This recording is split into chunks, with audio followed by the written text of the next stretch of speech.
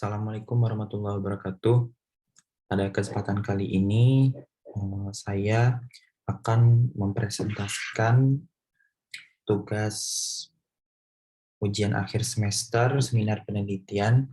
Sebelumnya, perkenalkan nama saya Farhan Muhammad Irdana, saya dari kelas Semlib MB Gabungan OIM ICT 1.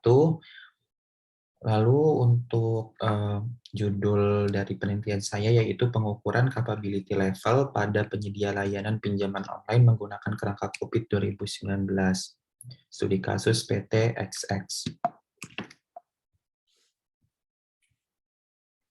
Gambaran umum objek penelitian yaitu yang pertama, teknologi finansial merupakan penggabungan antara jasa keuangan dan teknologi sehingga memungkinkan transaksi jarak jauh dengan sangat cepat. Menurut Bank Indonesia tahun 2018.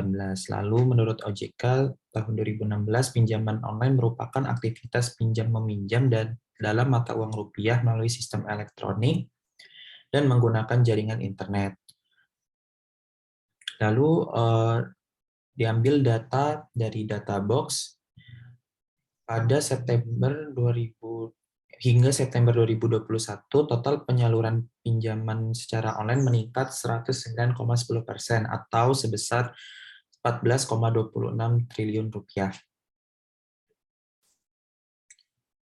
Salah satu asosiasi yang menaungi model bisnis peer-to-peer lending atau pinjol yang resmi ditunjuk OJK adalah AFPI atau Asosiasi Fintech Pendanaan Bersama Indonesia. Adapun penelitian ini dilatar belakangi oleh yang pertama perkembangan teknologi di berbagai bidang, terutama bidang keuangan. Lalu transaksi menggunakan uang elektronik pada Juni 2021 mencapai 25 triliun rupiah. Selanjutnya, di antara model bisnis finansial lain, pinjaman online merupakan yang paling berkembang.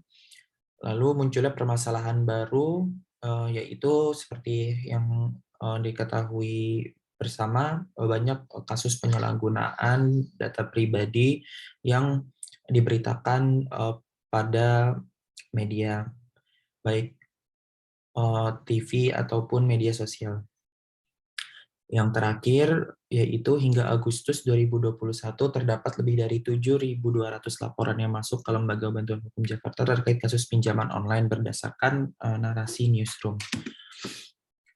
Penelitian ini memiliki rumusan masalah, yaitu yang pertama, berapa nilai capability level objective control di SS06 terkait kontrol bisnis proses.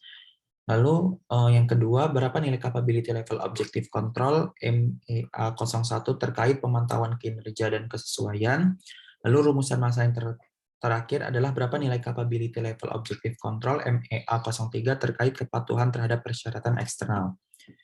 Adapun tujuan penelitian yaitu mengetahui nilai capability level objective control di SS06 terkait kontrol bisnis proses. Yang kedua, mengetahui nilai capability level objective control MEA01 terkait pemantauan kinerja dan kesesuaian. Yang terakhir, mengetahui nilai capability level objective control MEA03 terkait kepatuhan terhadap persyaratan eksternal. Terdapat penelitian terdahulu yang memiliki dengan deskripsi berikut. Yang pertama, penelitian dilakukan oleh Nur Laila Sari dengan judul pengukuran maturity level COVID-5 dan di domain DSS pada regulasi sandbox OJK Cluster Aggregator yang memiliki hasil maturity level tahap pendalaman sebesar 4,2, tahap pengujian skenario sebesar 3, tahap pengujian dan percobaan sebesar 3,3, tahap perbaikan sebesar 3,2, tahap penilaian sebesar 2,9, domain manage problem sebesar 3,8, dan domain manage business proses sebesar 3,3. Lalu penelitian yang dilakukan oleh Nur Azizah yang kedua, yang berjudul Audit Sistem Informasi Menggunakan Framework COVID 4.1 pada e-learning Unisnu Jepara, yang memiliki hasil sebagai berikut. Maturity level pada e-learning Unisnu Jepara pada domain DS berada pada tingkat 4, yang berarti sudah terukur dan terintegrasi antar proses. Lalu rata-rata kesenjangan antar kondisi saat ini dengan yang diharapkan adalah sebesar 0,6. Adapun metode penelitian yang dipakai oleh peneliti adalah berikut merupakan tabel jenis penelitian.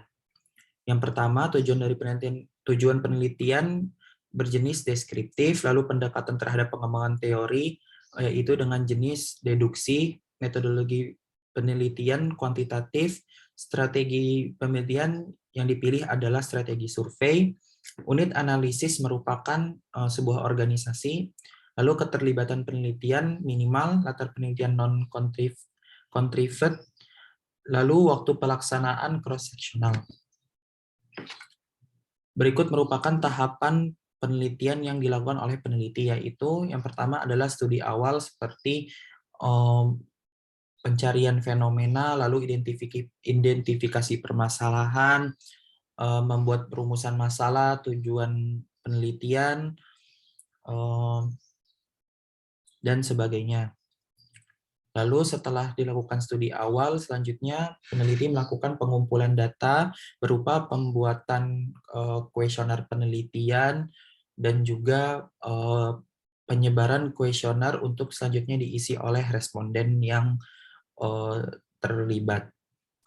Langkah selanjutnya setelah pengumpulan data adalah pengolahan data. Pada pengolahan data ini, kuesioner yang telah diisi oleh responden selanjutnya akan peneliti olah. Selanjutnya, hasil dari pengolahan data akan dianalisis berdasarkan capability level COVID 2019.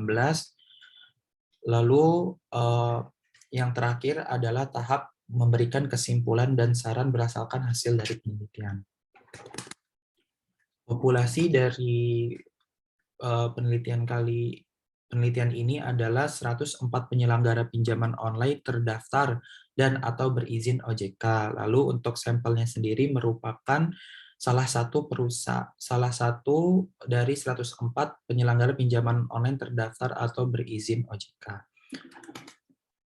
Sekian presentasi tugas ujian akhir semester mata kuliah seminar penelitian dari saya. Mohon maaf bila terdapat banyak kekurangan. Wassalamualaikum warahmatullahi wabarakatuh.